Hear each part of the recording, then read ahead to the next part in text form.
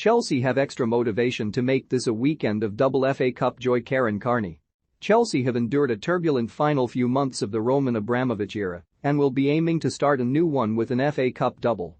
The men's and women's teams will be at Wembley this weekend in the hope of bringing trophies back to Stamford Bridge to end the season on a much-needed high. Thomas Tuchel's side have fallen short of the expectations Chelsea had in August. After winning the Champions League and investing heavily in Romelu Lukaku, the manager and fans will have been hoping for greater success. They lost in the Carabao Cup final to Saturday's opponents, Liverpool, and revenge would be sweet. The prospective new owners will want to spend money on players, and the club would be a far more attractive option with another trophy in the cabinet.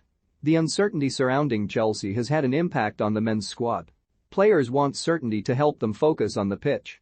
Seeing Antonio Rudiger and Andreas Christensen being unable to discuss new contracts with the German poised to join Real Madrid brings disruption. Chelsea's success last season was built on defensive solidity, so the prospect of losing key centre-backs will concern many. Not everything can be blamed on contracts though. In the past few weeks the mistakes that led to goals were uncharacteristic. It could be down to fatigue because they played a lot of games last season and the squad could need freshening up to motivate the players. Tuchel has navigated the situation impressively. He will have wanted to finish closer to Manchester City and Liverpool, but it is hard to compete against two teams that have been all but flawless for so long.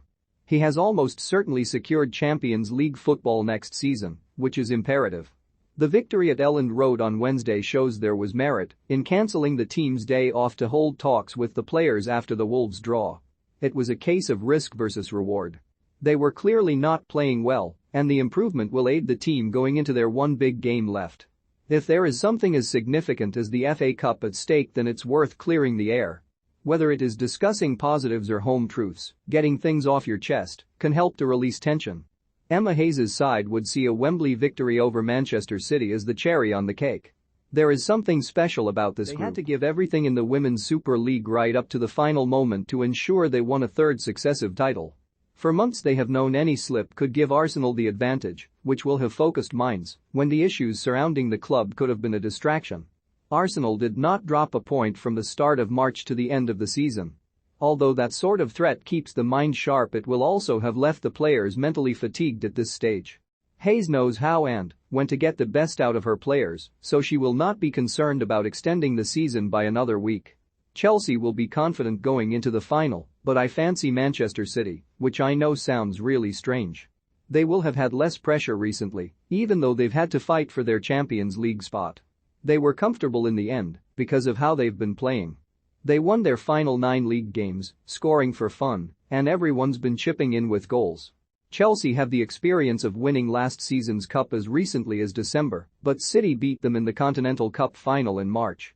I think City will dominate the ball, and they have been incredible since February, really kicking on once they got their best players back. Chelsea will always cause problems for opponents though. They have an in-form Sam Kerr, and as we saw in last season's cup final against Arsenal, they are so good in transitions and with direct balls over the top.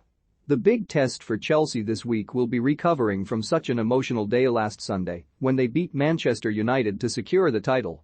Hayes is a great advocate of recuperation, sometimes even more than training itself.